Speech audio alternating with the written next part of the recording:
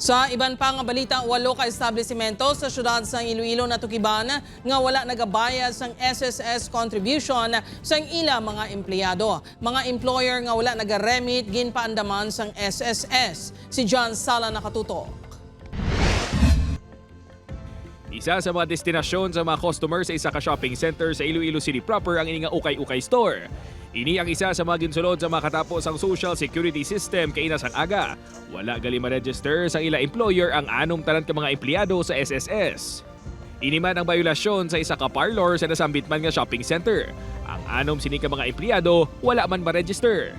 Mayo kita ni sir nga may amo na bala sir hay kay para sa future may ara kagid nga madalaganan man kag makuha sa pila ka adlaw. Amon diri abi sir ng commission basis kami mo to wala siya nag-required nga makuha gid kami amuna.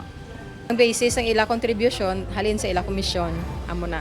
Kaya kung lang tawon ta ang ini nga mga tawo wala man na sila diri kun wala man sila gin-hire sang ini nga tag-iya. Walo tanan ka mga balaligyaan ang natukiban nga may mga kapaltahan sa surprise inspection. 7 ang bangod sa non-registration kag isa naman ang bangod sa non-remittance. Ang inspeksyon ng kabahin sang raise o kun run after contribution evaders ang SSS.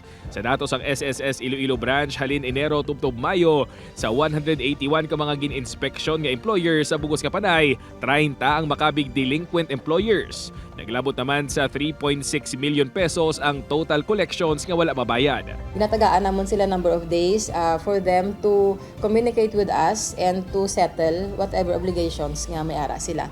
And responsive sila because nga actually ini siya ang violation abi nila. Hindi lang na siya doka ordinaryo nga violation. Actually may criminal na siya nga upod nga kumbaga nga penalty. Ginatagan sang 15 days ang mga employer nga gin-inspeksyon subong adlaw. Kung hindi pa nila makomply ang mando sang SSS, ipasaka na sa legal department sang ahensyang reklamo. Upod kay Cirilo Denduque, John Sala.